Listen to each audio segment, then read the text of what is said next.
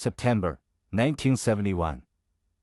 On a scorching New Mexico film set, John Wayne's horse walked away from food, away from the other animals, straight to the aging actor, and refused to leave. The crew watched something impossible unfold. The horse knew Wayne was dying before any doctor confirmed it. September 9th. On a scorching New Mexico film set, John Wayne's horse walked away from food, away from the other animals, straight to the aging actor, and refused to leave. The crew watched something impossible unfold.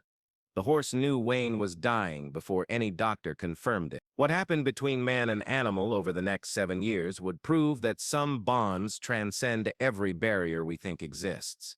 This is that story. New Mexico. September. The Cowboys film set. Desert location. Temperature climbing toward 95 degrees by noon. John Wayne sits on a rock between takes. 64 years old. Cancer survivor. One lung removed 7 years earlier.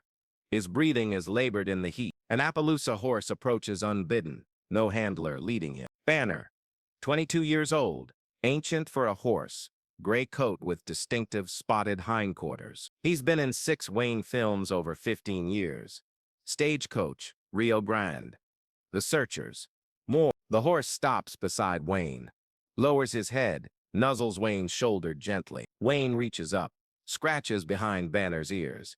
Hey, old man. Banner doesn't move, just stands there, close, protective. Pete Collins, the horse wrangler, watches from 30 feet away, 55 years old.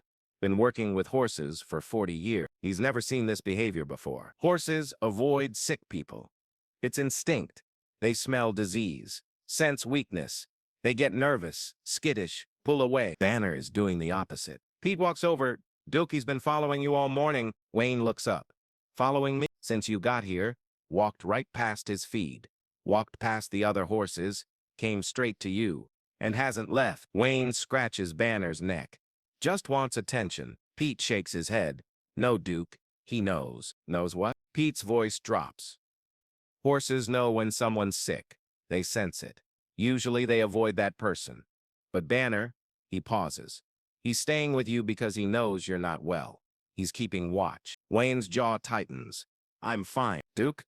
I said I'm fine. Pete backs off, but he keeps watching. And what he sees over the next 2 weeks will convince him that animals understand things humans can't explain. Banner won't leave Wayne's side. Between takes, he stands near Wayne's chair. During lunch, he positions himself close enough to touch. At the end of each day, when Wayne walks to his trailer, Banner follows until his handler leads him away. The crew notices, whispers, "You seen that horse? Won't leave Duke alone." It's like he's guarding him. September 22nd, 8 days into filming. They're shooting a riding scene. Wayne on Banner. Simple shot. Ride across the desert. Stop. Dismount. Director Mark Rydell calls action. Wayne and Banner ride 30 yards. 50. 75. Then Wayne sways in the saddle. Just slightly. His hand grips the saddle horn harder. Banner stops immediately, without command. Just stops dead and stands completely still. Wayne leans forward, breathes hard. The crew doesn't realize what's happening. They think he's acting, but Banner knows. The horse's ears are back. Listening to Wayne's breathing, his body is tense, ready. Wayne straightens slowly. I'm okay, boy. Banner doesn't move until Wayne's breathing steadies. Only then does he walk forward, slow, careful, like he's carrying something fragile. They finish the shot. Wayne dismounts. His legs nearly buckle. He catches himself on Banner's saddle. The horse stands like stone, doesn't flinch, doesn't move. Lets Wayne use him for support until Pete and the crew reach them. Duke, you need to see a doctor. I'm fine, just the heat. But everyone knows Wayne is weakening. The cancer is winning, and Banner knows it too. That evening, as Pete leads Banner back to the corral, the horse keeps turning his head, looking back at Wayne's trailer, a low nicker. The sound horses make when calling to their herd. Pete stops, lets Banner look. I know, boy, I know. Have you ever had an animal sense something about you that no human could see? That connection goes deeper than we understand. Filming wraps.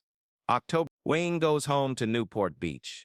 Banner is transported to the ranch that owns him. Pete Collins goes along to settle him in. The horse won't eat, won't drink, just stands at the fence looking toward the road. Pete calls Wayne. Duke, I don't know how to say this, but Banner's grieving.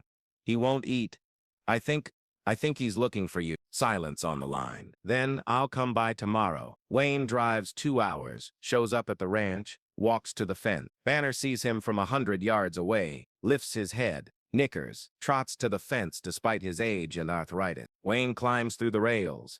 Banner presses his head against Wayne's chest. Wayne wraps his arms around the horse's neck. They stand like that for 5 minutes. Man and horse. Both old, both damaged, both knowing what the other won't say. I know, Wayne whispers. I know, boy. Banner starts eating again that day, but only after Wayne's visit. Over the next 7 years, Wayne visits Banner every few months. Sometimes he's filming nearby and stops by. Sometimes he drives 2 hours just to see the horse. They never do much. Wayne brings apples or carrots, scratches Banner's neck, talks to him about nothing important. The weather, the latest film, how his kids are doing. Banner listens, ears forward, eyes soft, like he understands every word. 1975. Wayne is diagnosed with stomach cancer. Surgery removes most of his stomach. He loses 40 pounds. Looks gaunt, gray. He visits Banner 3 weeks after surgery, can barely walk from the car to the fence. Banner sees him. The horse's entire body changes. Ears back, head low. He walks to Wayne slowly, carefully, like approaching something breakable. Banner touches Wayne's chest with his nose. Gentle, so gentle. Then just stands there, breathing with him. Pete watches from the barn. He's crying. 40 years with horses, and he's never seen this. Never seen an animal understand mortality. 1976. Wayne is filming The Shootist, his final film. He's dying on screen and off. He visits Banner between filming weeks. The horse is 26 now, very old, moving slow, gray muzzle, but his eyes are still bright. They stand together in the paddock. Wayne leans against Banner's shoulder. The horse supports his weight without complaint. We're both running out of time, old man, Wayne says. Banner turns his head, looks at Wayne, and in that look, Pete swears this, tells the story for the next 40 years. The horse knows they won't have much longer. 1978. Wayne is very sick, can barely leave home, but he hears Banner is declining fast, not eating well. Arthritis severe. Veterinarian says, maybe weeks, maybe days. Wayne drives to the ranch, can barely walk now, uses a cane. Pete meets him at the gate. Duke, I called you because I think he's waiting for you. They walk to Banner's stall slowly. Wayne has to stop twice to rest. Banner is lying down. Horses don't lie down much. It's hard on their organs. A horse lying down in daytime is usually dying. Wayne kneels beside him, takes 10 seconds to get down. His knees won't bend right anymore. Banner lifts his head, touches Wayne's hand with his nose. Wayne runs his hand down Banner's neck, over and over, the way he's done for 27 years. Good boy, good boy. You've been the best horse a man could ask for. Carried me through more films than I can count. Never let me down. Not once. His voice breaks. You can rest now. You don't have to wait for me anymore. I'll be okay. Banner's breathing is labored. His eyes are clouding, but he keeps his nose pressed to Wayne's hand. They stay like that for 40 minutes. Wayne talking quietly. Banner listening. Pete standing back, giving them privacy. Finally, Wayne stands. Takes Pete 3 minutes to help him up. His knees are locked from kneeling so long. Take care of him, Pete. Always have, Duke. Wayne walks away without looking back. He can't. If he looks back, he'll break. Banner dies 3 days later. January 20. Pete calls Wayne with the news. Silence on the line. Then, he was a good horse, the best I ever worked with. Thank you for taking care of him. Duke, he loved you. I know that sounds crazy, but horses don't love many people. Banner loved you. Wayne's voice is rough.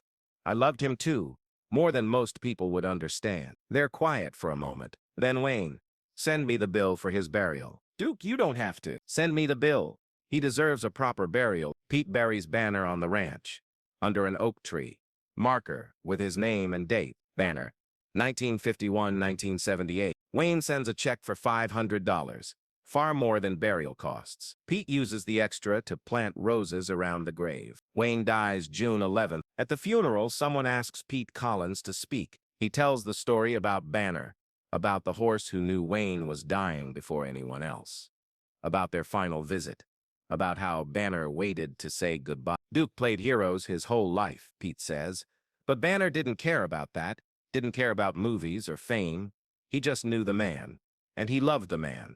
That's the truest kind of loyalty there is. 43 years later, the owner of that ranch, Pete's grandson, tells this story to visitors. Shows them Banner's grave under the oak tree. The roses still bloom every spring. My grandfather said he worked with hundreds of horses in his life, but he never saw a bond like the one between Banner and John Wayne. Said it proved that animals understand things we can't, that they know lows, not reputations. And Banner knew John Wayne's soul better than most humans did. The marker is weathered now, but you can still read the name, Banner, and carved below. He knew. 2 words that sum up everything. The horse that knew Wayne was dying, that knew he needed company, that knew love doesn't require language, just presence, just standing close, just staying until the end. That's what Banner gave Wayne. And in return, Wayne gave Banner something most horses never get. A name remembered, a grave honored, a story told, because loyalty deserves memory, and love deserves to be spoken, even if it's between a cowboy and his horse. What's the most profound non-human connection you've ever experienced? Sometimes animals understand us better than people do, and unfortunately, they don't make men like John Wayne anymore.